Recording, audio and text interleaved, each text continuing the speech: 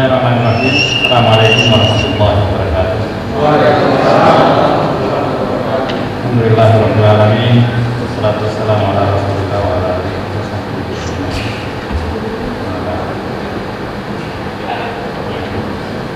Bang Hendy yang saya hormati, ada juga Pak Udet, Pak Safiuddin, Pak Yusuf Hidayat. Depan-depan kita, depan.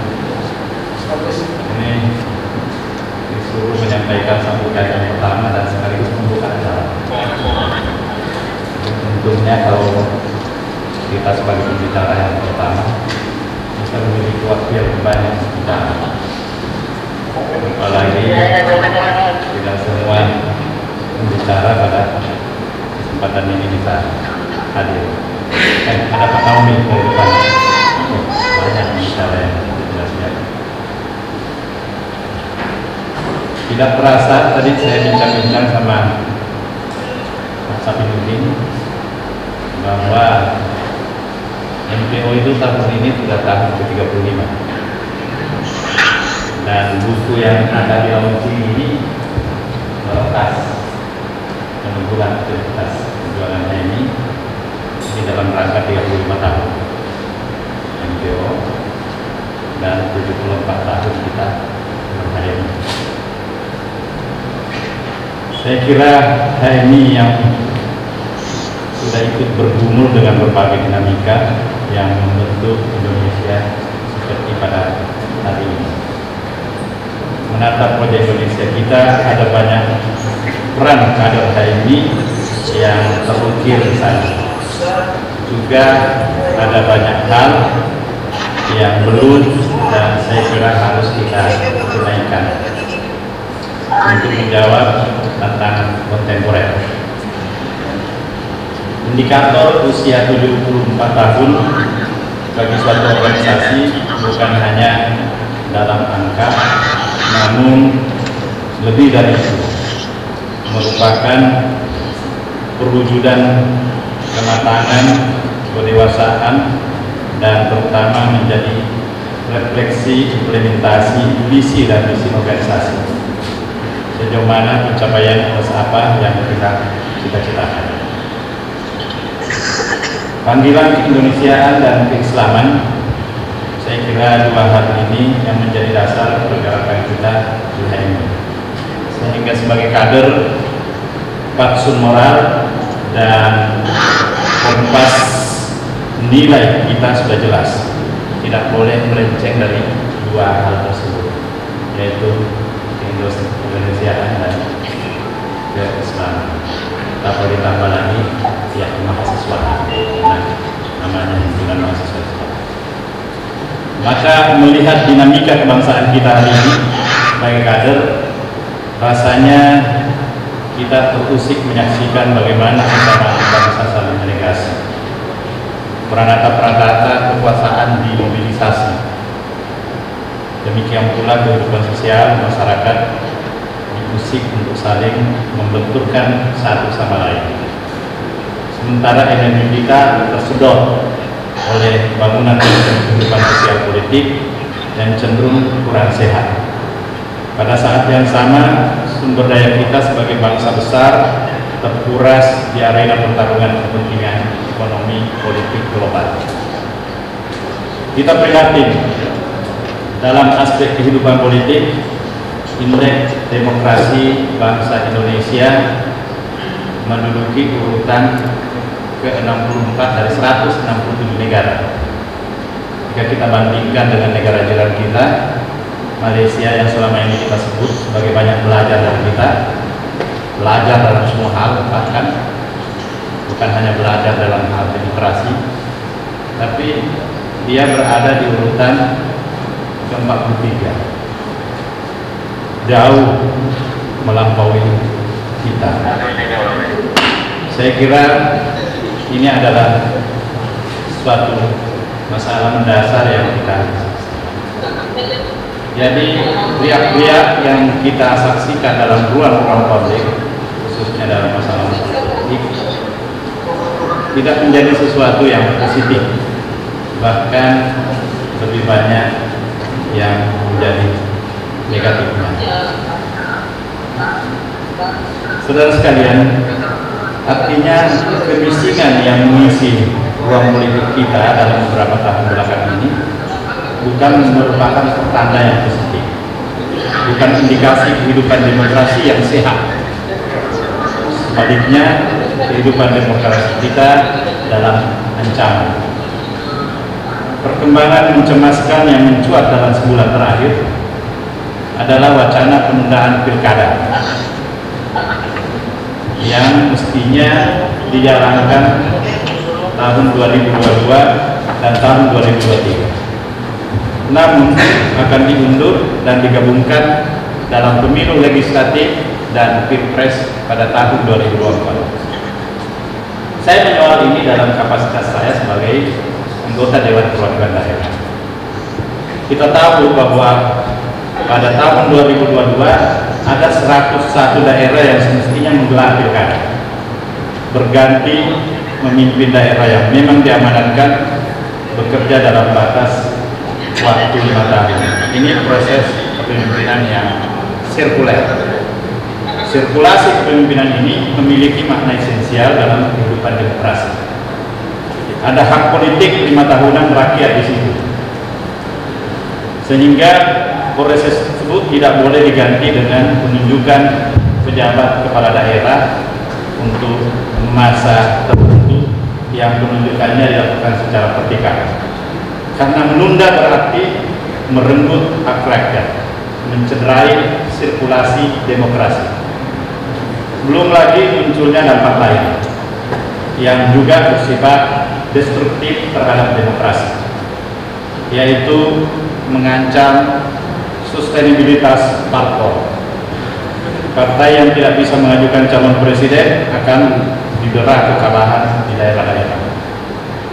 Sebaliknya, parpol yang bisa mengusung presiden akan dengan mudah memenangkan kontestasi. Sokongan sumber daya dan logistik akan berkumpul di sana. Parpol besar menuai keuntungan, sementara parpol papan tengah terancam semakin kerdil, apalagi parpol yang papan bawah, terlebih lagi parpol yang baru mengurus pembentukan partainya. Makanya HMI, kalau HMI masuk partai harus pandai-pandai melihat ini juga, atau memang dia secara tegas berjuang dari awal membentuk satu partai baru yang bisa mengemban amanah rakyat. Dalam terminologi politik, hal ini tidak bisa diterima sebagai dinamika yang natural karena sudah didesain sedemikian rupa, sehingga dinamika politik seperti ini perlu kita respon untuk menyelamatkan kehidupan demokrasi Indonesia.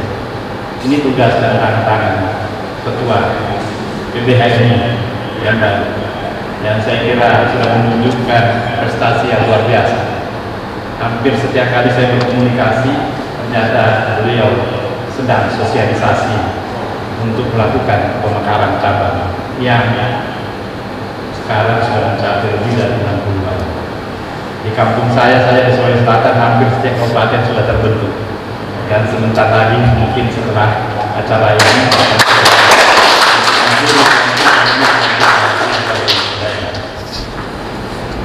pilkada ini hanya satu di antara banyak sorotan tajam terhadap kehidupan kebangsaan kita.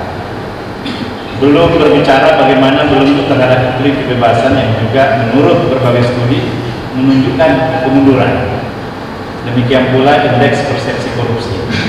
Saya kira Mas Ubed sudah sering menulis tentang ini. Indeks kita itu beranjlok ke posisi 102 ya Mas. Ya, indeks pembangunan yang syarat ketimpangan dan berbagai kemelut yang menyentuh kehidupan rakyat banyak. Saya ada kelompok diskusi kumpul-kumpul dengan Mas Ubed ini dan beberapa yang lainnya, ada 30-an lain, jadi saya banyak mendapatkan masukan-masukan, informasi-informasi baru dari beliau-beliau. Kalau ada kader-kader di HMI nanti yang ingin bergabung, silakan. Kita ada, cuma sekarang ini lebih banyak kita lakukan online. Ya, kalau dulunya ada 3 posko kita sering kumpul di situ. Nah, sebagai kader HMI, kita tentu harus membaca persoalan-persoalan tersebut secara kritis. Di posisi manapun kita saat ini harus ada peran yang dilakukan untuk keluar dari berbagai persoalan seperti yang kita cita-citakan bersama. Tentu ada banyak alternatif yang bisa dilakukan. Selaku kader yang digembleng dengan nilai-nilai Islam, maka sudah jelas bagi kita bagaimana solusi dari berbagai belenggu problem kebangsaan dengan rangka pendekatan Islam. Berpijak pada esensi tanpa harus terjebak pada perdebatan teknikal. Dalam menghadapi krisis ekonomi yang dipicu oleh krisis kesehatan ini misalnya, kita harus mendorong kebijakan untuk fokus menolong kelompok masyarakat bawah yang jadi urat nadi ekonomi. Ini memang ada antagonis karena ekonomi kita adalah ekonomi kerumunan, tapi di sisi lain COVID tidak menginginkan terjadinya kerumunan. Hari ini kita kumpul-kumpul memang sangat dibatasi. Saya sudah tanya ketua, dia bilang hanya paling banyak 100 orang. Padahal saya tadi ingin membawa rombongan yang lebih banyak. Jadi anggaran ini harusnya pemerintah mengerahkan untuk sektor produktif menopang usaha-usaha rakyat. Nah, secara distributif keberpihakan tersebut jelas lebih dekat kepada nilai-nilai keadilan dan falsafah ekonomi Pancasila yang sudah sangat Islami, bahkan sangat HMI. Secara strategis, kajian ilmu ekonomi juga menempatkan sektor real sebagai sabuk pengaman dalam situasi krisis. Akhirnya, untuk menyingkir jalan HMI berjuang Indonesia menang, ya, HMI yang berjuang Indonesia menang, karena memang kita juga sudah nggak bisa dipisahkan bagian dari kemenangan kita kalau Indonesia menang. Maka resolusi HMI untuk 100 tahun ke depan sebagaimana tema tasakuran pada hari ini, kita mesti memastikan lagi fondasi kebangsaan kita siap menjadi pijakan, fondasi yang dibangun dari dinamika demokrasi yang sehat, kehidupan ekonomi yang adil, tatanan sosial yang dinamis, pembangunan sumber daya insaniah, insan ulul albab, insan yang unggul dan berkebudayaan, insan yang akan berperan serta dalam mewujudkan berbagai prasyarat untuk meraih predikat negara menang, predikat negara maju, sejahtera, adil, makmur yang diridhai Allah Subhanahu wa taala. Saya kira terima kasih sekelumit masukan untuk kawan-kawan pengurus. Mudah-mudahan langkah ke depan semakin nyata, semakin konkret dalam mengantarkan HMI yang lebih berkemajuan. Saya ditugaskan untuk membuka acara ini, karena itu dengan ucapan Bismillahirrahmanirrahim, tasakuran Milad Himpunan Mahasiswa Islam 74 HMI berjuang Indonesia menang. Dengan ini saya katakan dibuka. Wabillahi taufiq wal hidayah.